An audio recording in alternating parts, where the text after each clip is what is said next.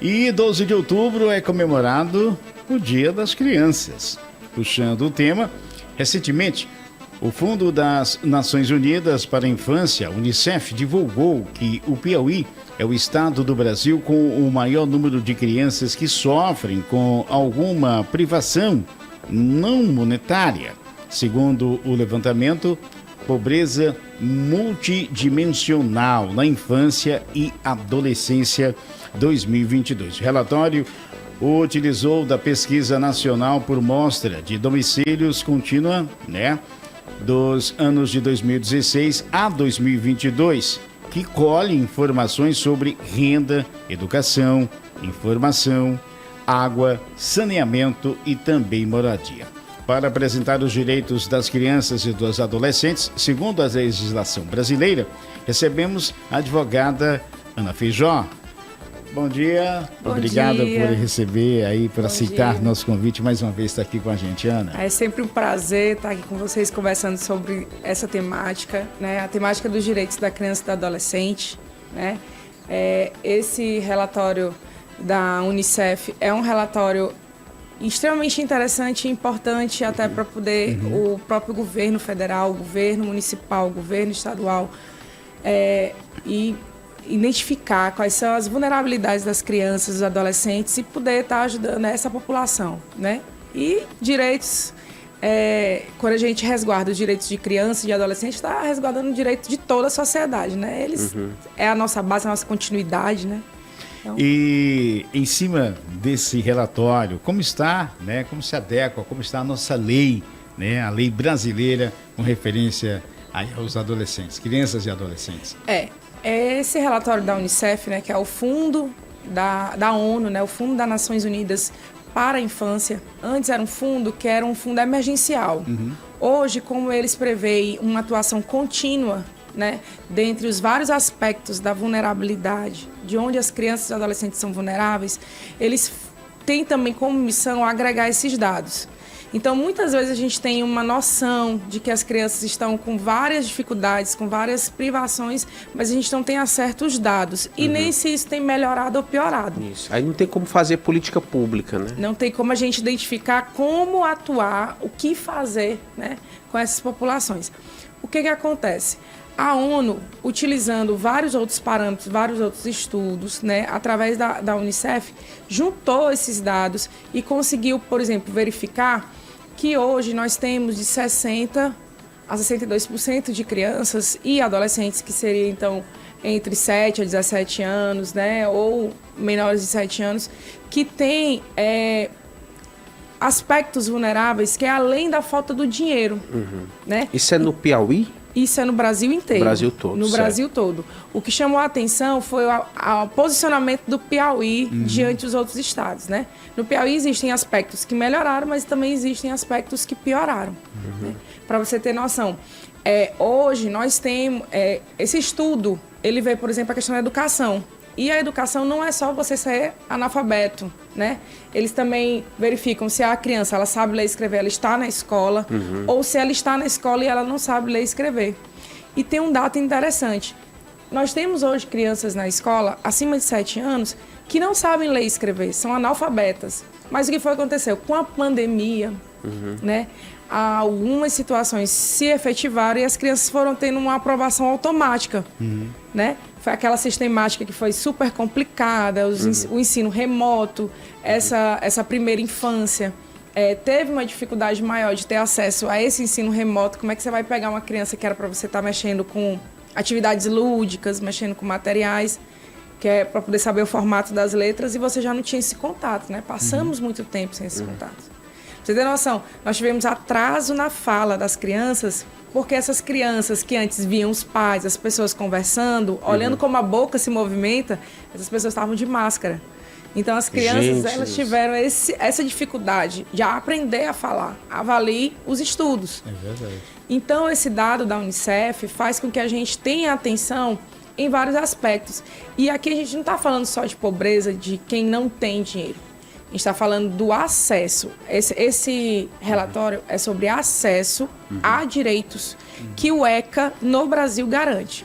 Por exemplo, educação, moradia. informação, eles verificam, por exemplo, acesso à água, a saneamento. O que seria esse saneamento? Ter banheiro em casa, ou utilizar uma vala, né, no meio do mundo, né, como o pessoal fala assim, no meio do mato, né, para isso. E a questão da renda também, né? Eles fazem um parâmetro, por exemplo, eles acham que a pobreza extrema é quem vive com R$220 por mês, né? Acho que é 220 na cidade e 180 na zona rural, por pessoa. Imagine uma pessoa passar o mês inteiro vivendo com R$180, né? Que às vezes aqui na cidade você gasta isso numa noite num restaurante por cabeça, né? Vai rachar lá. Isso. Né? Então, é isso que é chamado de pobreza multidimensional? Quando a gente não olha apenas para a questão da renda das pessoas que compõem aquele grupo familiar, né? A gente vai olhar outros aspectos, né? Vamos imaginar uma situação utópica que todo mundo tem dinheiro, porém não tem estudo. Então, a Unicef ela quer ver que essa criança ela é protegida, esse adolescente é protegido de vários aspectos, né? Eu também posso ter crianças que têm o estudo, elas têm boa moradia, mas elas são vítimas de violência. Então, a intenção do fundo é exatamente isso. Verificar os dados para poder fazer encaminhamentos para políticas públicas que assegurem todos os aspectos que a gente pode proteger na vida de uma criança e de um adolescente. São vários aspectos, né? Como se fosse, comparando assim rapidamente, como se fosse o mundo policial. Acontece um incidente, então existem vários caminhos, várias linhas de investigação. Então isso é muito interessante no caso você ter dinheiro, ter estudo, mas tem violência, né? Você está na extrema pobreza, né, com falta de alimentação, com falta de água, mas é inteligente. Então, quer dizer, é uma coisa assim, um estudo muito bem, como diz o Chico Gomes, muito bem emblemático, muito bem produzido, né, para se ter uma ideia real, né, do que necessitam essas crianças. E quando a gente identifica essas vulnerabilidades, a gente vai atrás das causas. Por exemplo, a gente tem dificuldade com a alimentação. A gente verificou aí que a pandemia, mesmo com todas aquelas estratégias do governo, estratégias do mercado, de poder proteger a geração de renda, nós tivemos essa problemática da alimentação. As crianças estão com essa dificuldade de alimentação. Isso é devido ao quê? Ao aumento do valor dos produtos. Então, a gente tentou manter as rendas, porém os produtos passaram a ser mais caros, né? Ano passado que você pagava R$100 e comprava, esse ano você já não compra mais, né? Nessa mesma data. E isso faz com que haja uma dificuldade dessas crianças e adolescentes, dessas famílias em si, terem acesso à alimentação, terem acesso à água, né? Tanto é que a própria Unicef ela tem escritórios em regiões que ela verifica maior vulnerabilidade, ao semiárido, à Amazônia, né? Você tem, por exemplo, o escritório da Unicef no Nordeste em Fortaleza, em Salvador, para poder eles disseminarem melhores práticas, né? E isso é importante. Para a gente evitar que o governo gaste dinheiro, evitar que os órgãos públicos gastem dinheiro e estratégias em pontos cegos, né? Quando a gente começa a dar dados quantitativos organizados, a gente consegue acertar onde é que está precisando, né? A vacinação também foi medida nesse estudo? Nesse estudo, não. O quesito saúde em si não foi, né? Tem alguns dados que a Unicef não teve acesso. Por exemplo, os dados do IBGE que foram feitos no ano passado, eles ainda não foram liberados, então eles ainda não tiveram. Mas eles, por exemplo, eles conseguiram identificar que de 52 milhões de crianças e adolescentes, 32 milhões estão com essa problemática na vulnerabilidade de alguns desses aspectos, né? É a privação de algum desses aspectos, que eles chamam de direitos. E se a gente pegar hoje o Estatuto da Criança e Adolescente, que é a lei brasileira, né? A gente está vendo aí um aspecto, um cenário brasileiro observado por um órgão estrangeiro, né? Internacional. Mas se pegar a lei, né? As leis federais, as leis do Brasil, como o Estatuto da Criança e Adolescente, como o próprio Código Civil, que garante a estrutura familiar para a criança, enquanto protetores dos direitos da criança e adolescente, isso aí tudo que a Unicef estudou era para já ser garantido, efetivo, né? A lei está aí, minha lei não é só para a gente ler, a lei é para a gente efetivar. E nesse estudo que foi feito, digamos, no caso do Piauí, o que foi apontado, assim, um exemplo de mais preocupante, grave, mais preocupante, a violência, a fome, o que teve como fazer um levantamento do que foi mais observado pela Unicef? Esse quadro é um quadro bem extenso, né? Também. E ele não tem como a gente fazer esse comparativo para dizer assim, olha, o aspecto que está pior é a educação, o aspecto que está pior é a alimentação. Por quê? Porque a gente precisa ver o que é que está dentro de uma margem aceitável. O que foi que, no geral, verificou-se? A gente teve uma melhora de 2% do estudo anterior, né? Porém, ainda é um número alarmante, né? Se for comparar num aspecto geral, né, o Piauí, ele tem todas essas vulnerabilidades e são vulnerabilidades acentuadas, né? Nós temos, por exemplo, o Distrito Federal, que é o território nacional que tem essas vulnerabilidades menos, né, presentes, mas ainda existem essas vulnerabilidades, né? Essa comparação é porque é bom a gente tá vendo onde é que está melhor, onde é que está pior, para a gente seguir exemplos. Mas como é uma visão geral, né, uma visão global da situação da criança e adolescente em todo o país, então a gente está vendo problemas em todas as áreas.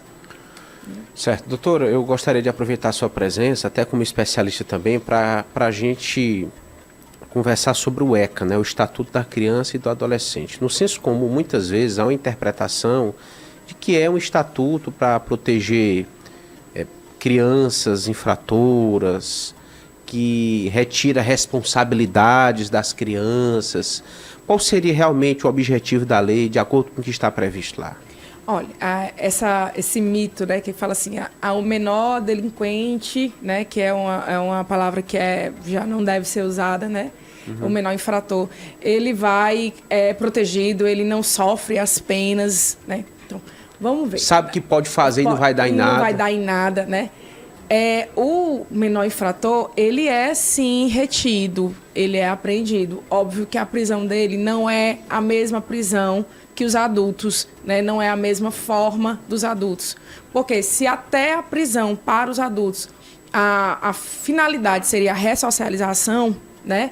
E são pessoas que já estão ali com problemáticas bem maiores há muito mais tempo, coisa do tipo. O menor infrator, ele também deve ser ressocializado. Principalmente porque, acho que pensa também a sociedade, a gente tem mais esperança nas pessoas mais jovens. Tem uma maior, né, probabilidade de se ressocializar. Exatamente. Então, mas esse menor infrator, ele é retirado da sociedade, ele vai para uma instituição onde ele fica sob a responsabilidade do Estado, ele não pode sair de lá, né? As penas são menores em questão da proporcionalidade de idade, né? Você tem aí uma pessoa que precisa que retorne para a sociedade, recuperado, ressocializado. É uma pessoa que vai sair. São crianças que estão dentro da adicção, do mundo da droga. E aí o que acontece? Eles vão para esses espaços, eles passam por tratamento para não ter mais convívio com a droga, para sair desses espaços que fazem ele repetir, né, os atos infracionais. Então, de toda forma, ele não vai ficar na casa da mãe e do pai dele, né, assistindo televisão. Lá ele tem que estudar, lá ele tem que aprender um ofício, lá ele tem que... não tem mais acesso a drogas, não tem mais como sair, ir no shopping, se divertir. Ele não pode... Enfim, é uma prisão. Não é uma prisão de adultos, é uma prisão para adolescentes. É mais adolescentes do que crianças. Mas isso existe. Então, assim, o menor, ele é punido sim. Ele é punido sim. E veja bem, uma coisa é quando você tem o seu filho dentro da sua casa que você pode repreendê-lo e botar ele de castigo lá no quarto. Outra coisa é você deixar, por mais que essas pessoas que estejam cuidando desses menores infratores sejam pessoas treinadas, mas eles não são o pai e a mãe, né? Eles não são aquelas pessoas que estão lá para poder passar a mão na cabeça. Eles estão lá para poder mostrar as consequências do ato infrator para aquele adolescente. Então, é bom a gente parar de exagerar né? E de desconsiderar os rigores da lei. A lei é rigorosa, sim. E existe penalidade, sim, para o menor infrator. A apreensão é até a maioridade, no máximo, seria isso? Às vezes passa um pouco da maioridade. Entretanto, depende caso a caso, depende de cada conduta, o que foi que esse menor fez, quando foi que ele fez, né? O menino cometeu um homicídio com 17 anos e meio. Ele ainda, pela lei, ele ainda é um adolescente. Então, vai ser aplicada a lei que é para o adolescente, né? Esses parâmetros eles são muito objetivos quanto à idade, exatamente para a gente não ter a possibilidade da pessoa decidir pela cara. Né? Eu acho que você tem assim cara de adulto. Você tem cara de... Não, a lei ela tem que ser geral. Então, a lei é rigorosa, existe sim, a gente não fala que é prisão, a gente fala que é uma apreensão, a gente não diz que é um presídio, uma penitenciária, é um instituto correcional, coisa do tipo, mas existe sim a penalidade para o menor infrator. Chamou muita atenção um caso que nós repercutimos semana passada, doutora, de um menor infrator que já tinha sido apreendido 8 vezes e ameaçou um policial pelas redes sociais, né? O policial reagiu, apreendeu de novo. Então, existe, assim, algum tratamento mais rigoroso, né, pela reincidência, pelo que ele cometeu contra um policial que representa o Estado também? É preciso precisa analisar o processo, né? O procedimento que levou à apreensão desse menor. Por que é que ele saiu nos outros momentos? Qual foi as autorizações legais para que ele saia? Né? Também é uma questão que tem que ser desmistificada da cabeça da sociedade. As pessoas não saem dessas instituições porque elas abrem a porta e saem. Existem autorizações legais. Então, esse menor ele foi só reinserido à sociedade. Por quê? Porque ele cumpriu os requisitos que estão na lei. Comportamento, tempo de apreensão, de internação. Assim como, doutora, desculpe, como acontece com os adultos, aliás, porque a gente que faz matérias, que está sempre na rua, aí chegamos ali na delegacia de flagrantes, né? E a pessoa desce do carro, acusada e tal, aí o policial diz assim, a terceira, quarta ou quinta vez que eu trago esse cidadão para cá, ou seja, aí vocês perguntam, por quê, né? A pessoa tem uma ficha extensa de passagens e estava na rua. É como a senhora acabou de mencionar, porque depende do que diz a lei, dos requisitos que ele cumpriu, enfim, do que foi conversado entre o juiz ali naquela audiência de custódia, né? Esse maior que foi preso várias vezes, não necessariamente ele foi condenado, né? Houve o processo criminal finalizado. Do ato, né? Do que ele fez. E aí ele pode ter saído e ainda está correndo os procedimentos, né? Então, assim, não existe, por exemplo, ele não é reincidente na forma legal. Por quê? Porque ainda não terminou o processo dele, né? Não transitou em julgado, ele ainda não foi condenado. Então, isso não manchou, né? Como a gente fala assim, se fosse o Serasa, ainda não botou o nome dele no Serasa lá. A capivara, como o povo Apesar fala, de né? toda a repercussão do que ele fez, juridicamente ele está respaldado. Porque existem os critérios da prisão preventiva. Essa pessoa, ela tem que... o juiz tem que entender que ela, se voltar para a sociedade, ela é um perigo para a investigação ou para a sociedade, e dentre outras situações. Aí, às vezes, esse cara é preso, mas esse cara tem emprego. A galera que faz parada de moto, né, que sai assaltando, às vezes são pessoas que estão trabalhando de carteira assinada, né? Estão inseridas no mercado de trabalho. Estão inseridas, né? Aí, às vezes, ele está ali fora porque, infelizmente, é um amontoado de processos, digamos, nas varas. A justiça é lenta. E ainda não chegou aquele julgado, por isso que ele está fora, né? Porque se a justiça fosse ágil, tanto as condenações necessárias, quanto também as pessoas que precisam ser inocentadas, né? Porque existem também as pessoas que são acusadas sem ter cometido crime, poderiam estar se livrando dessas situações, né? Então, realmente, aí sim, vocês podem criticar uma justiça que é lenta. E a justiça no Piauí é uma justiça lenta. Aí vai ter vários problemas estruturais, poucos servidores, a questão de funcionamento, os prazos que tem dentro da lei. Tem vários motivos para a justiça ser lenta, né? Você tem varas aí que tem mais de 10 mil processos para um juiz. Então, assim, é um negócio muito sério. Como é que uma pessoa vai pensar em 10 mil casos e resolver esses 10 mil casos da noite pro dia? Doutora, retornando aqui aos casos específicos das crianças e adolescentes, existe um perfil predominante desses que se envolvem, infelizmente, com o crime? Existe assim, um padrão que chama a atenção? A gente verifica que crianças que estão envolvidas ou cometendo crimes, elas vêm de um cenário de violência, né?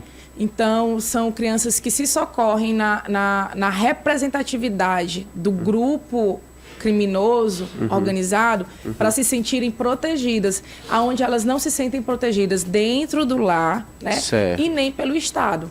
Então, elas não vão à escola, né? Porque lá na escola talvez elas pudessem denunciar a violência que vivem em casa e poderiam ser protegidas pelo Estado. Então elas ficam sem essa proteção. E quem é que protege essa criança? É quem faz com que essa criança deixe de ser a vítima, se sinta como vítima, e ela se acha segura porque se sente o agressor. Entendeu? Então assim, ninguém vai me bater porque eu bato primeiro. Né? A gente não está justificando nem romantizando a criminalidade entre crianças e adolescentes. Porém, em quase sua maioria, a criança ou adolescente que expressa violência, ela vivencia a violência em algum momento dessa fase da infância e da adolescência, certo? Não é uma pessoa que tem um lar perfeito, né, uma situação perfeita, na maioria das vezes, claro que tem suas exceções, que vai chegar e começar a delinquir. Né? Eu acho que ser bandido é bom, né? Ser infrator é bom. Vou sair de casa, vou começar a traficar, vou começar a matar, roubar, etc. e tal. Não. Ela vem de um cenário de violência. Aí essa violência tem que ver o que é. Porque hoje você tem adolescentes de todas as classes sociais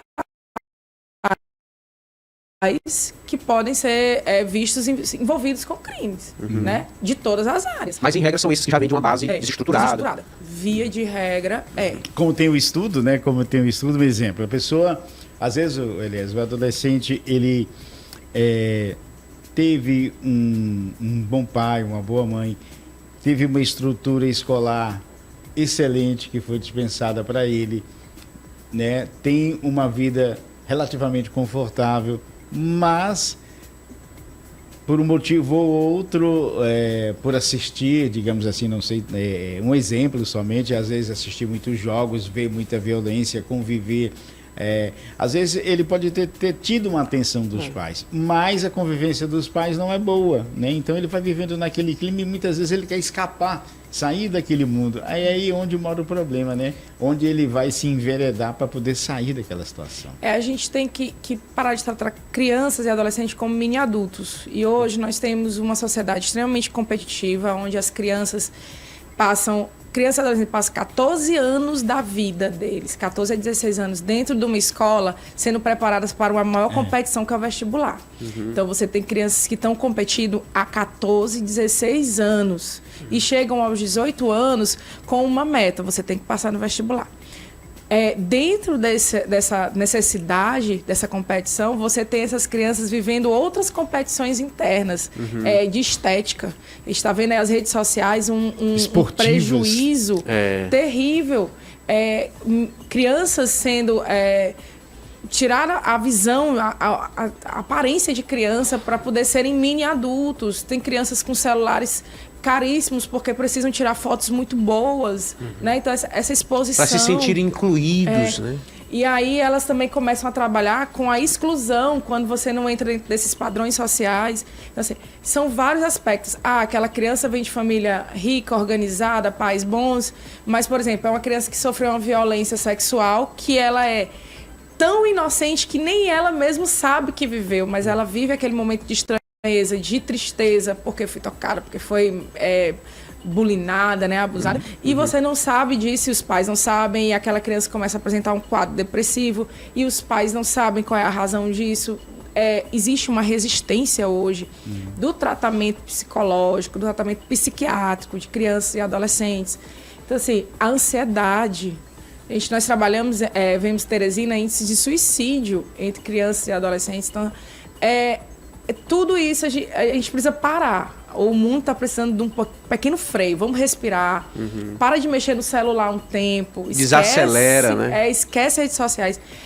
menos virtual e mais real. Vai sair com teu filho, vai brincar. Você não precisa estar tirando foto para mostrar que está brincando com seu filho. Mas você precisa estar brincando com ele, né? Então, a gente precisa parar também. Nas redes sociais era uma família perfeita. E aí o menino pegou, entrou e matou o pai, matou a mãe, matou todo mundo. Como o que é que aconteceu? pode? Mas redes sociais o que a pessoa vê, não o que a pessoa expressa, né? Quando você olha para aquela pessoa linda e maravilhosa, você entende que aquela pessoa linda e maravilhosa saiu perfeita do útero da mãe. E lá atrás ele está dentro de todo um processo de problemática com o corpo. Então, assim, redes sociais é bom, era para ser um passatempo, e hoje é vida, né? As pessoas também... Enfim, a gente termina... Isso na mente das crianças e adolescentes é mais complexo ainda, né? Nós adultos temos bagagem, né? Essas crianças não têm. E hoje elas estão vendo uma realidade por uma tela. Antes eu conseguia fazer meus laços sociais com os meus amigos porque eu estava brincando com eles, estava aprontando com eles, sendo criança, me machucando porque eu estava jogando bola, porque eu estava...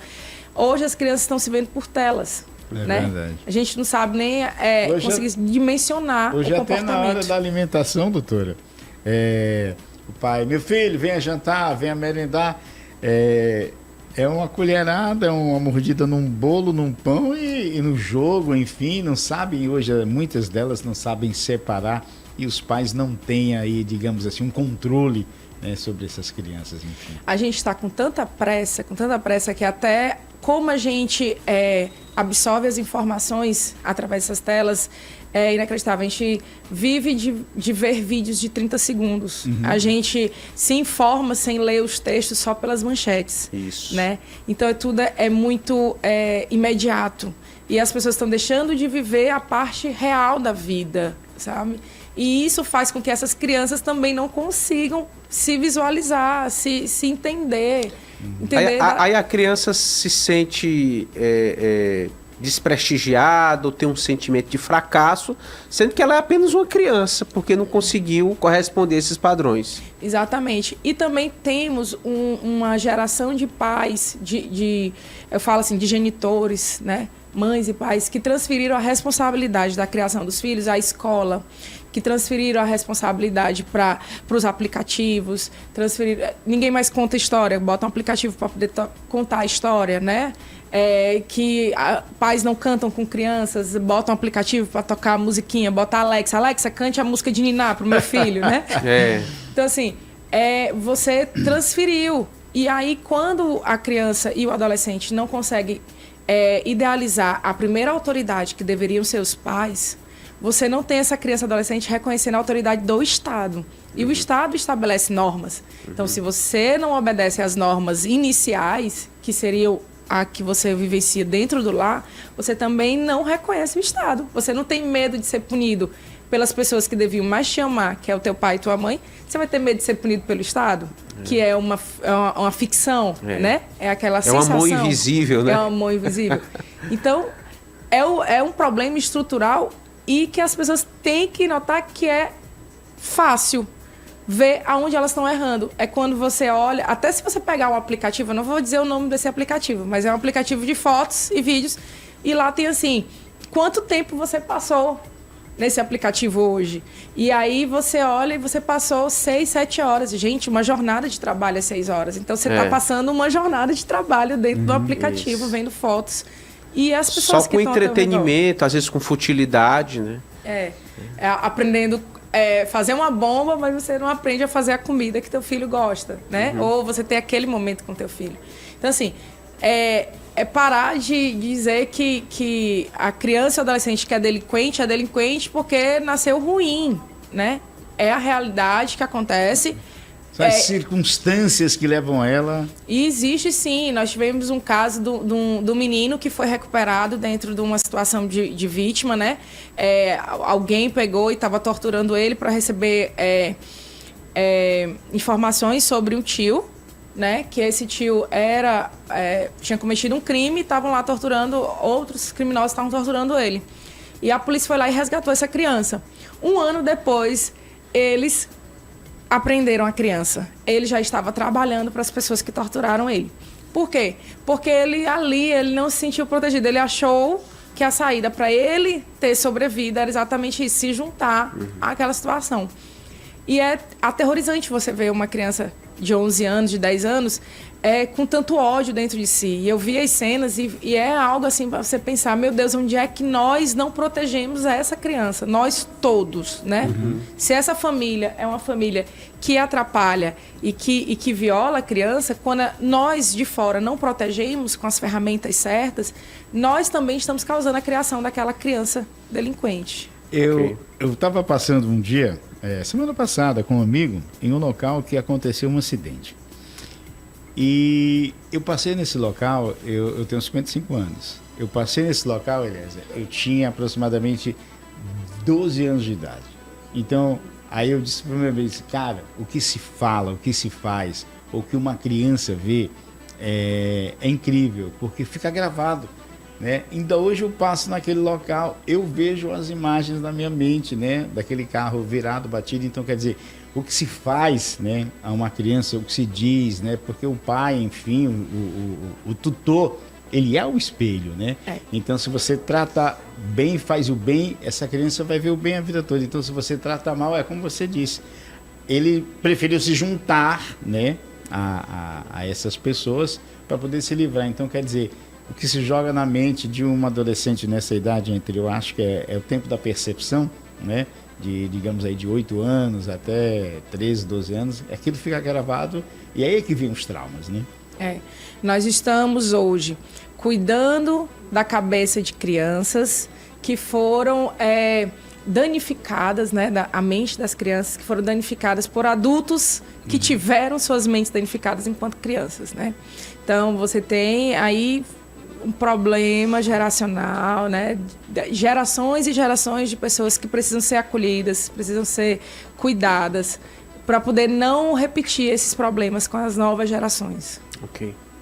Em Teresina, 8h11, gostaríamos, né? O papo está muito bom, né? Papo maravilhoso. Gostaríamos, então, portanto, de agradecer, né, a presença da doutora trazendo essas informações. Alguma coisa que nós não perguntamos nesse Dia da Criança, qual mensagem a senhora gostaria de passar para essas crianças, enfim, desse feriado aí de eu estou até aqui com a minha criança aqui estamos vendo ela aqui. Estúdio, né? A carinha dela de quem acordou cedo no feriado. Né? Eu acho que a gente tem exatamente isso. A gente tentou falar sobre direitos da criança e não tem como a gente focar em só um. As crianças, elas são multifacetadas. Para a gente construir adultos saudáveis, a gente tem que observar todos os aspectos. E, principalmente, o que é que nós queremos que essas crianças sejam.